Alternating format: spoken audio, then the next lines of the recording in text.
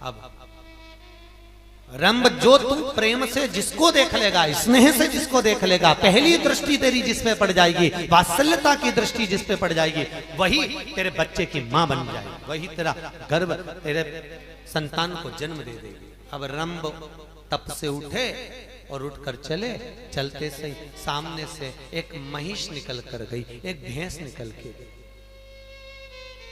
कौन निकल कर गई? भैंस।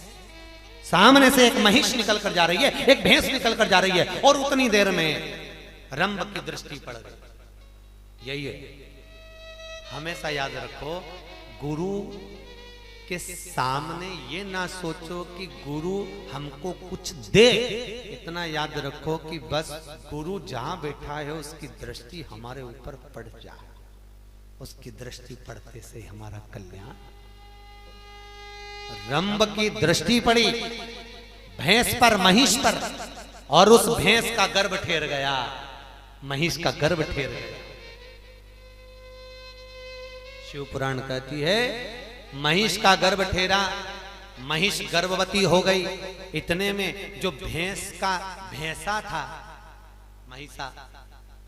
महिष का महिषा जो था, उसको लगा बताओ मेरी पत्नी का गर्भ किसने ठहरा दिया, ये मेरी नारी का गर्भ कौन ने ठहराया। क्रोध में आकर उसने देखा रंभ ने मेरी भैंस का महिष का गर्भ ठहराया है।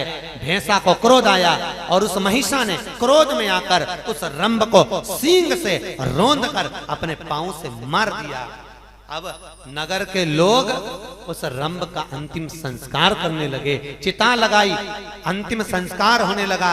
इतनी देर में उस महिष को लगा, भैंस को लगा कि मेरा गर्भ ठहराने वाला मेरा यह पति है, और उसने भले दृष्टि से गर्भ ठहराया पर पति तो कहलाएगा। अब करूं क्या, ऐसे अपना जीवन रखकर क्या करूंगी। पति की चिता जल रही थी, उसी में भैंस दौड़ते दौड़ते, वो महिष भैंस दौड़ते दौड़ते अपने पति के साथ सती होने के लिए कूद गई।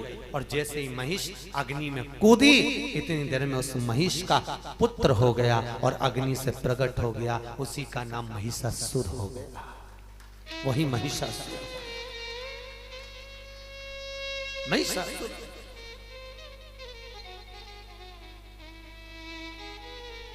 महिष का पुत्र हुआ और महिषासुर हो गया। महिषासुर को मालूम पड़ा देवताओं ने छल करा है हमारे साथ में।